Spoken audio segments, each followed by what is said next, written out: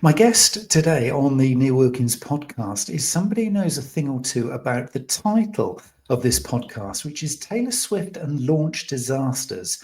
What a crazy title. Surely those two things are incompatible, and absolutely they are. They're pretty much at both ends of the spectrum. Whenever you think of Taylor Swift and marketing, you think best class, best practice, world class, everything else. And then you think of launch disasters, and I'm sure we can think of one or two of those. It is the full spectrum of experience. And Michael Dodsworth, founder and CEO of Fanfare, joins me today to talk about how you prevent launch disasters and actually how you capitalize on the big opportunities that are out there. Excited for this one. Michael, welcome to the podcast. Me too. It's great to be here. Yeah, that was definitely the pre-sale that we had a couple of years ago was definitely a rough ride for the fans. Yeah, absolutely. And I guess for a lot of us, this is kind of where it starts, isn't it? Is the whole kind of personal experience in things that pretty much go wrong or just aren't the great experience that we hope for. I mean, what have you seen kind of over the years that's kind of drawn you into this kind of almost solving problem here within the marketing sphere? Yeah, I think for me, it's been like a long journey with a death by a thousand cuts along the way. I think everyone who has some like gravitation to some product has felt some pain in trying to get hold of that product. When it's scarce, when it's highly sought after, there's always a painful process. It doesn't really matter if it's tickets for Taylor Swift, for Oasis, or like trying to get a Switch 2 on launch day. Like all of these releases have the same tax associated with them. The process always feels painful. People feel like things disappear out of the door before they get their chance. And it's just a kind of soulless, painful experience that everyone goes through. And I think seeing that as a customer, like I've been an aspiring sneakerhead for a little while. I think when I landed on these shores, I started to adopt some of the cultural trappings here, and that was certainly one of them. And I feel like every time you go through these things, it's just a wave of frustration from diehard fans, like people who really want to get these things, who failed 4 or 5 times and feel like the process is rigged against them in some way. So that's really where this came from me. I went through a brief stint in live event ticketing. So trying to tackle it for things like Taylor Swift and Oasis, and then coming out of that experience and just opening up and seeing this everywhere in all kinds of categories where people reach for this model of scarcity or just find themselves in a situation where they have incredible demand for a product and no real way of shepherding people through a process. It's fascinating, isn't it? And I think, to me, when I kind of stop and just pause and think about this stuff, it almost feels that because of this world that we're in now, which is very much about impatience, nobody wants to wait for anything. Nobody wants to be in a queue. I'll pay for VIP to get out of the queue and jump the queue and everything else that kind of goes on like that. It feels like we're actually in a worse scenario that's almost self-created, isn't it, over recent years, where things have just got with AI, with social media, with this kind of post-COVID kind of impatient levels have just gone off the charts. We kind of almost sort of, drawn ourselves into this almost perfect storm of negativity with it. Yeah. And I mean, you've created these moments of anticipation, and there's much more of an opportunity to do that. We see more and more brands creating a following online, having engagement on social media, and then bringing those people to bear on their launches.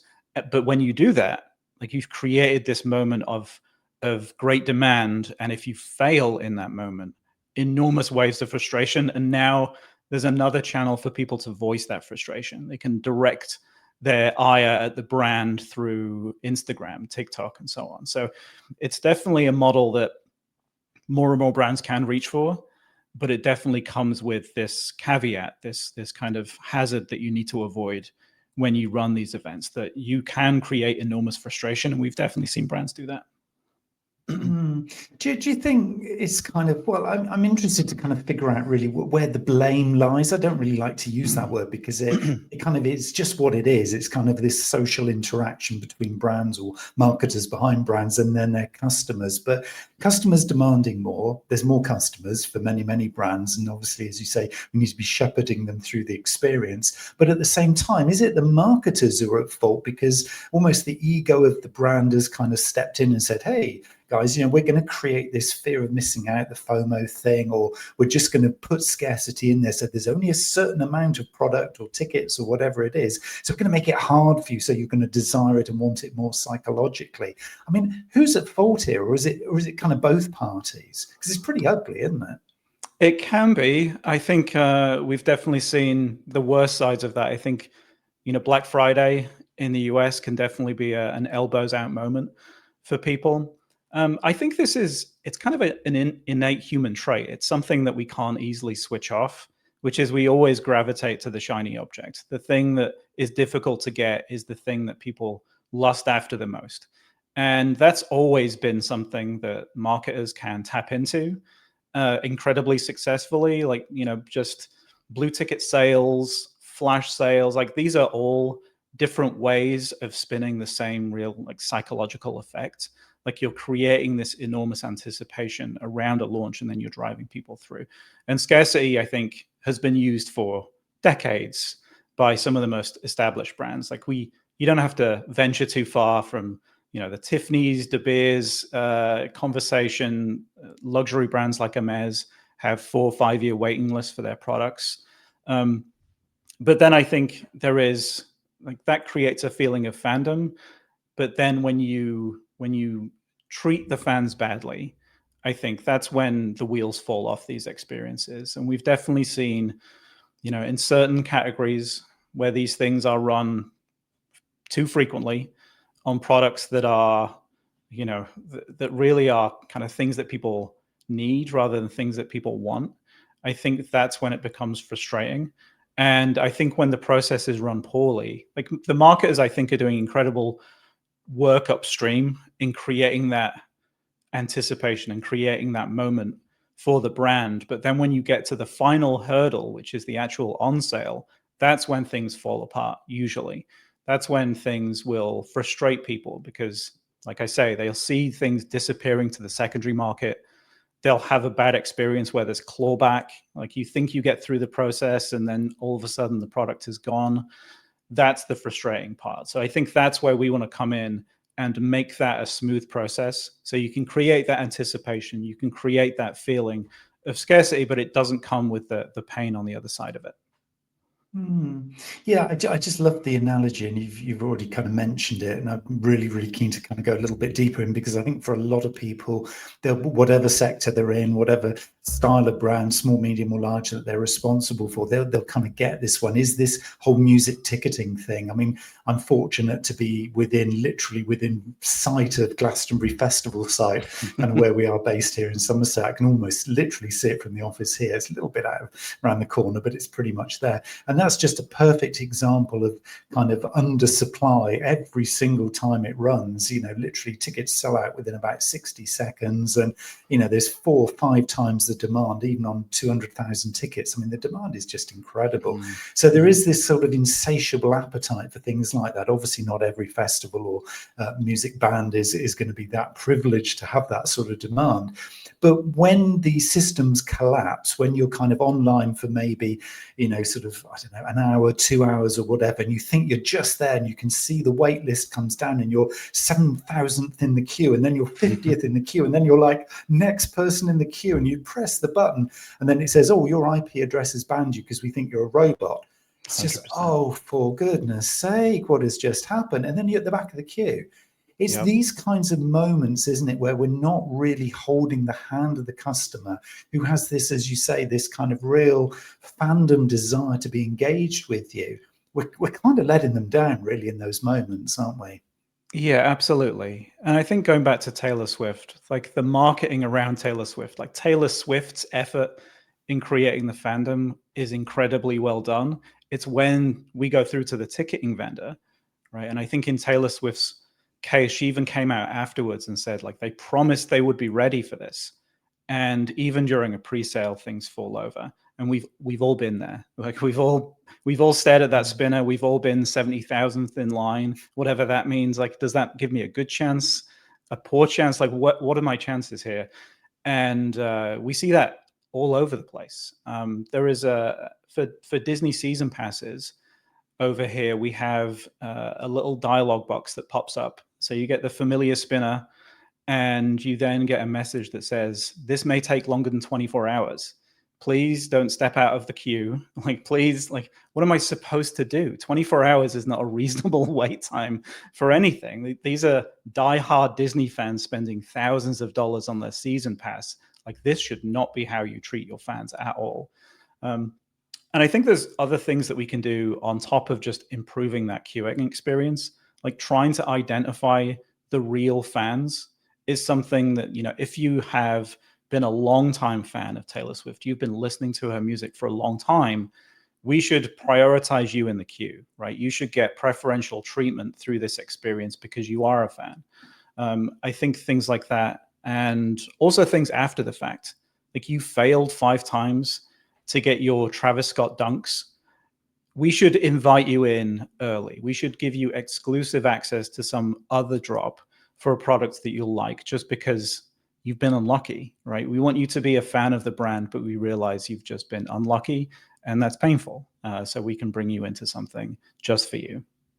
And I'm guessing, I mean, just the way you describe those examples there, this doesn't have to be expensive, does it? Because I can imagine marketers sat there thinking, yeah, it's all very well, Michael Neil, you kind of telling me to do all this extra stuff, but I don't have big budgets here. My focus, because all of my objectives are on the main launch or the main event or whatever it happens to be. I don't have the luxury of being able to spend beyond that focus. But I think what we're kind of starting to hint at here is that it's about being smart and figuring out a journey for everyone else, not necessarily just spending lots of money.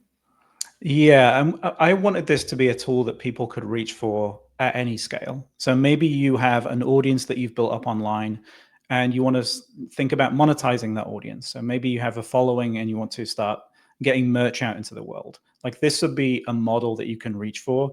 And it shouldn't be that you have to reach to the very top shelf and spend thousands of dollars a month just for the privilege of running a launch like this. So we've tried to keep things minimal at the low end, where the features kick in, and we've been moving more and more features upstream. So taking on some of the announcements, the messaging, the marketing around these launch events, that's, I think, where people can really get significant benefit. But if you want to start small, if you want to experiment and run a few drops this way, like, we want it to be, like I say, a tool that people can reach for, because it's really powerful. And right now it's just people gluing things together and hoping for the best. And often it doesn't work out. Do you think it's because we're kind of playing lip service a lot? Well, I say we, I mean the marketing discipline, if you like, and again, across all geographies, across all sectors, we're kind of playing lip service to this whole idea of putting customer first. We say it, most of us say, oh yeah, I always put my customer first, they are the most important. And then actually, then we carry on with the day job, and the customers actually, it's in the mix, but they're not really what we're totally obsessing about, and we should be. You know, their experience, if we put ourselves in their shoes and then we look back at ourselves, I mean, it can be pretty ugly sometimes, can't it? I mean, if we're being brutally honest here, do you think we just kind of miss that step in the journey? We're so focused on trying to hit our targets, trying to get the numbers, trying to, you know, achieve those goals that probably the people higher up in the business are setting for us. And we kind of miss the sight that we should be representing the voice and the face of the customer in the organization. That's the basis of marketing. And we're kind of not doing that. Do you think that's fair to say? Yeah, I think it's difficult. I think it's difficult with the data that people have. It's difficult to try and gain real deep insight into what's happening there. So I think you end up in this scenario where you do kind of skip that step. And I would say, like, everyone's felt that pain. Everyone's been through an experience that went well, right? And I can think to moments in my past, like getting a box set for Super Metroid was something I keep going back to. Like that probably gave me a love for Nintendo beyond what I should have, or what should happen through that experience, just because the experience of buying that product and going home and unboxing it was so special. And I think like we've all felt that, and we all want to create that. I think that the difficulty has been there's just an enormous gap between what the metrics capture, what we can reasonably create for our customers. And it's not that we, I think, want to create a terrible experience. It's just that there is no way of doing anything but that. I think that's often the problem we see with brands is they often just take various bits from the shelf. They have, a Google form. They have all kinds of stuff they stick together. They try and pull as much data as they can, but it's kind of scattered around different places. And they try and stick that together to create an experience. And it often falls way below the standards that they want to set for their fans. So I think that's where, again, like we've tried to make sure that we capture everything through this process. So you come in and you fail to get those Travis Scott dunks, we should know about that. We should know that you lined up for an hour, but you were unsuccessful. Like you spent hours with the brand, and you're a potential VIP. You just haven't gone through the checkout process. We see that brands usually only know about the people who are successful. They fail to capture anything about the people who show up, who spend time, and then just unlucky through that. So I think that's part of it.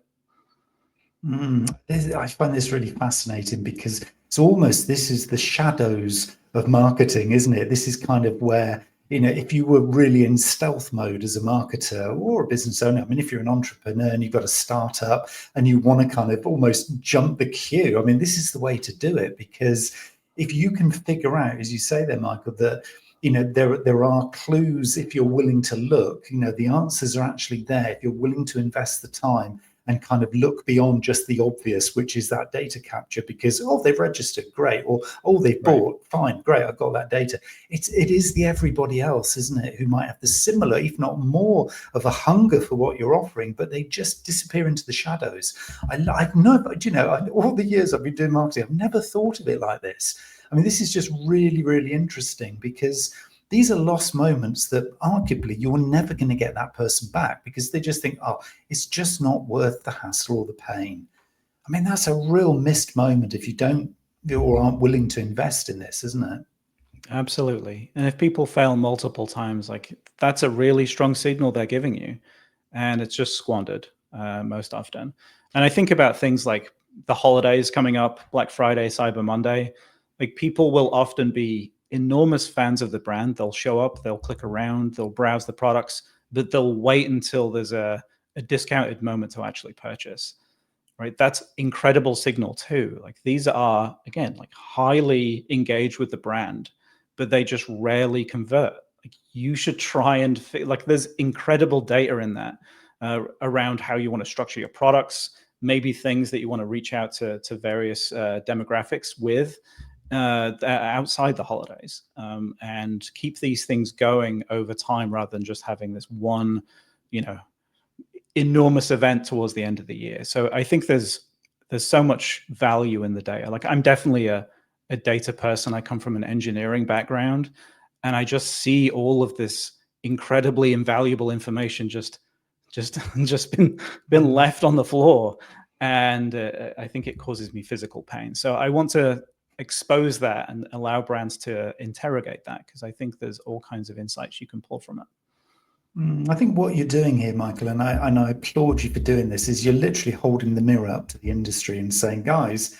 you're missing a trick, but come on, seriously, you can do better. I love that kind of, there's almost a brutal honesty in this, isn't there, that just says, yeah, you're doing well. And even if you've got a very successful brand, there is so much more you can do. And you can be much more responsible here. You can be more authentic, and you'll grow again. It's almost like this is opening up that chance to kind of step on. So you're either not succeeding, you can move up a level, or you're doing super well, but you can do even better. You can almost get into the stratosphere of your marketing with this. Is that kind of fair to say that this is a game changer in terms of growth?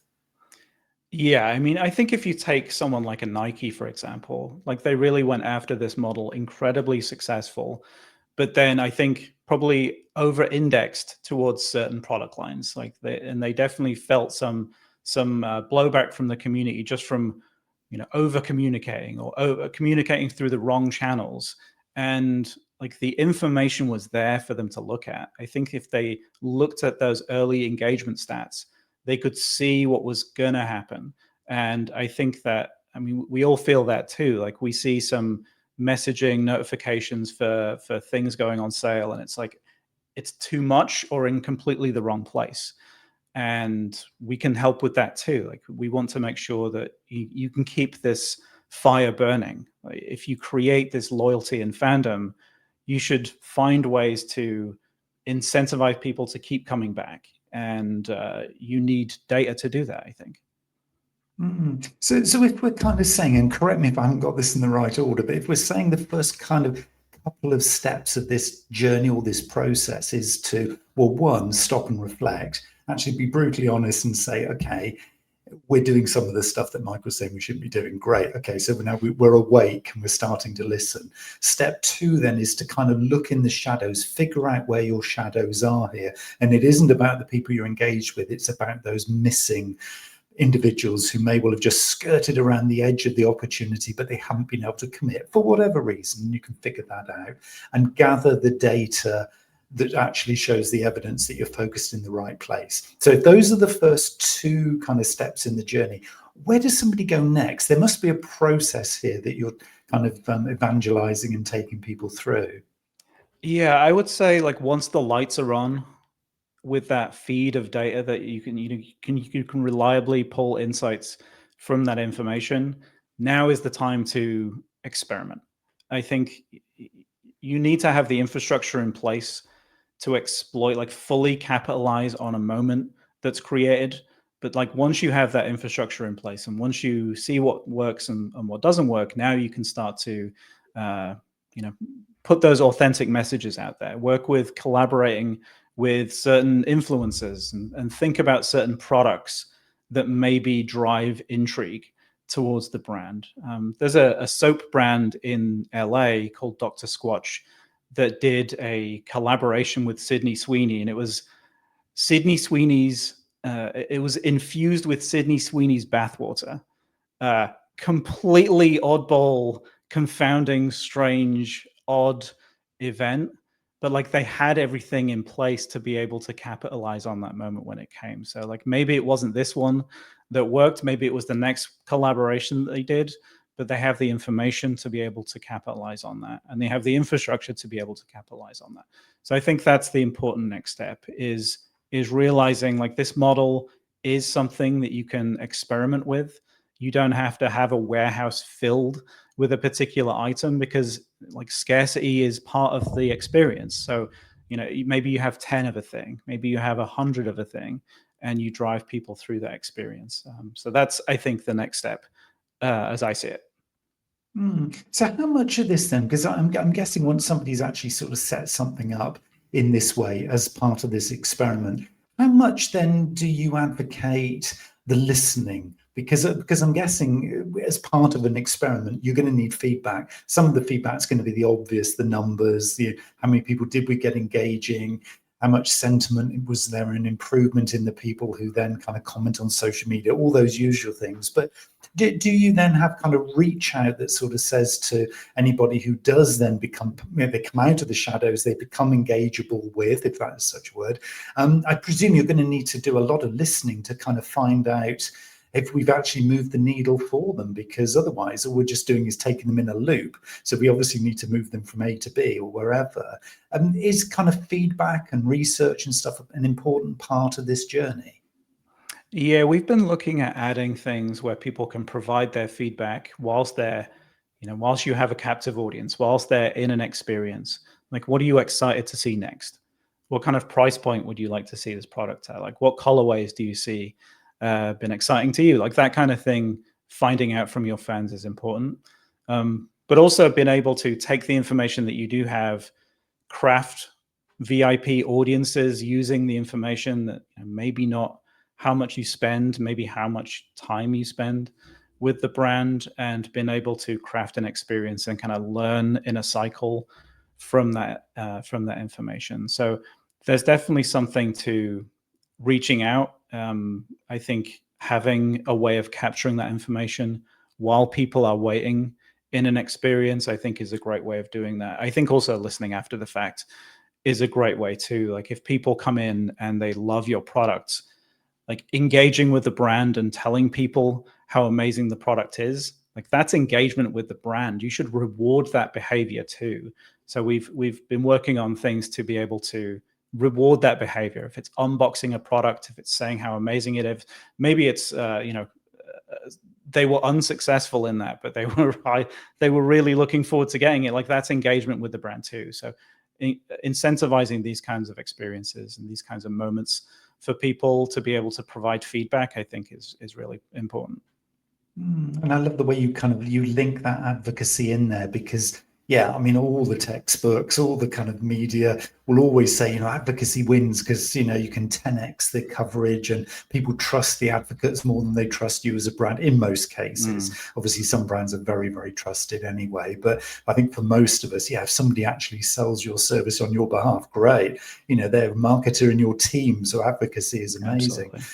What was you mentioned VIP there. So are we saying that really what we want to try and do, if we can, ultimately, and I guess there is an economy of scale here, but are we trying to get everybody into some kind of VIP program? Because it feels that that's the ultimate kind of goal from the customer's perception. Because if they are valued as a very important person, then they will show that level of patience. They will feel a little bit more engaged and bought in. So is VIP still very much a thing in this process?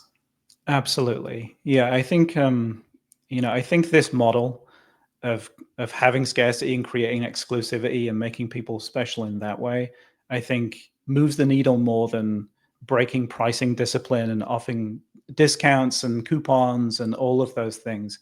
I think people do want to feel part of a community. I think for the brands that we see the most success with, they it's kind of something that if you're in the community you understand, and like you'll see someone out with those dunks and you'll know that the pain they went through to get them, or like the difficulty they went to, and that you're part of that group too. Like those kind of special connections, I think really drive fandom. So I think those kind of things are really helpful. And like I say, exclusivity and making people feel special is the thing that we've seen the most success with.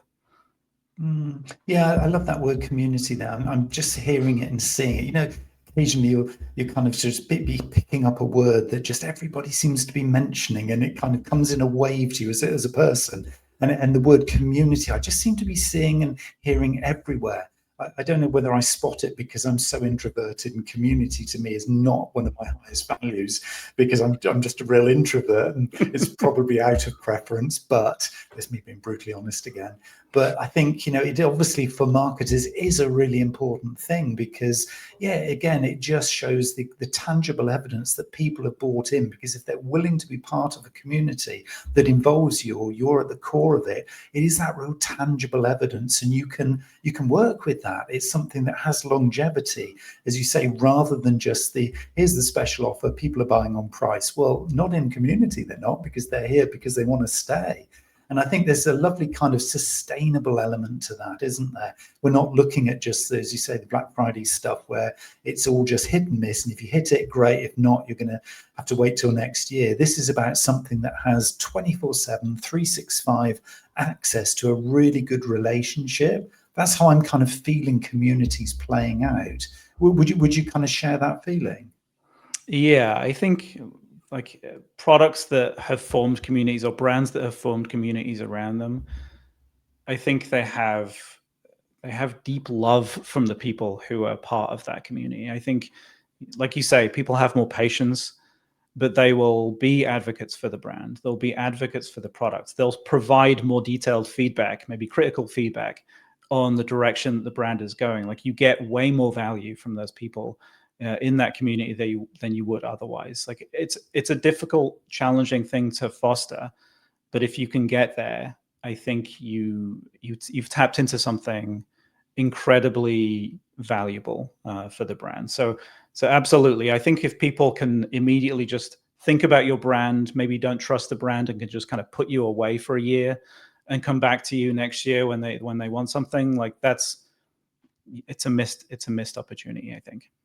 And there's a lovely example quite recently, wasn't it, in the UK, the Jaguar kind of launch of the, well, not launch, it was kind of their concept vehicles, but the electric vehicles that Jaguar have announced. And wow, off brand in terms of traditional community. I mean, you've got to still, if you've got to work with the community, they kind of call the shots, don't they? It's not the marketers, because that really backfired with the existing Jaguar community. And I think there probably was, I don't know the inside story on this one, but I think there was probably some real conscious decisions that were going after a new audience here, because it was so left field from where they've been before. You know, sort of funky design of the logo, the vehicles, you could never identify them as Jaguar. I mean, stunning vehicles, but so off traditional brand and outside of community. I mean, that's a big experiment, isn't it, if ever I saw one?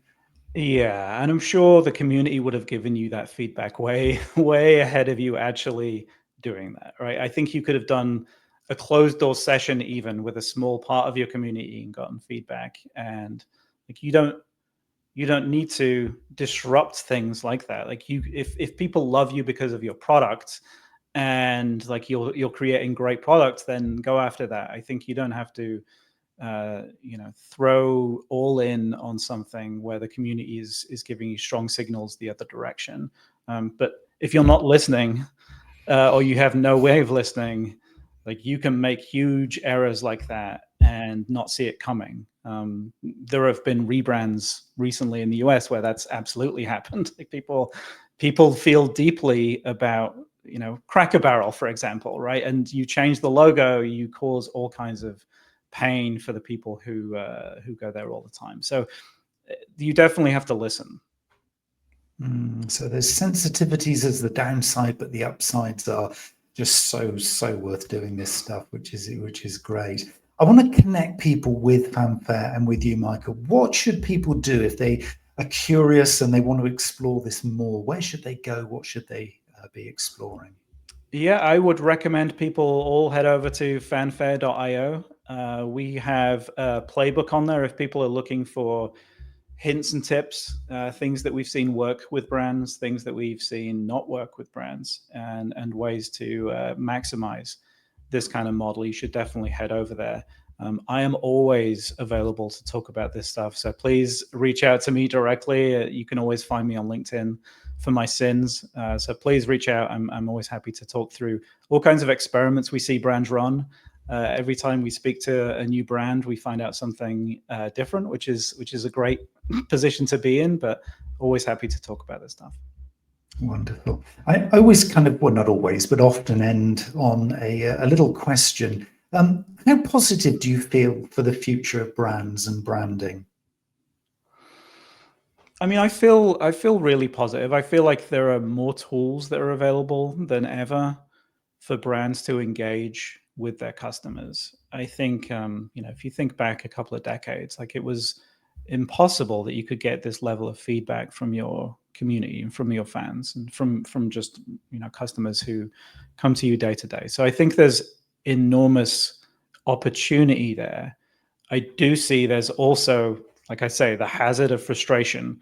Like, if you find yourself on the receiving end of a wave of negative sentiment, like, that's something you probably couldn't have felt a couple of decades ago. So you definitely need to have your ear to the ground there, and you need to be diligent about that stuff. But I mean, I feel good. I feel more connected to the brands that I have had love for before. Like, I feel like it's not a relationship that just happens when I go into a store anymore. Right? I can see what the brand is doing. I can get early input, and I can provide that feedback. So I feel positive. Brilliant. Michael Dodsworth, thank you so much for your time today. Thank you. It's good to be here.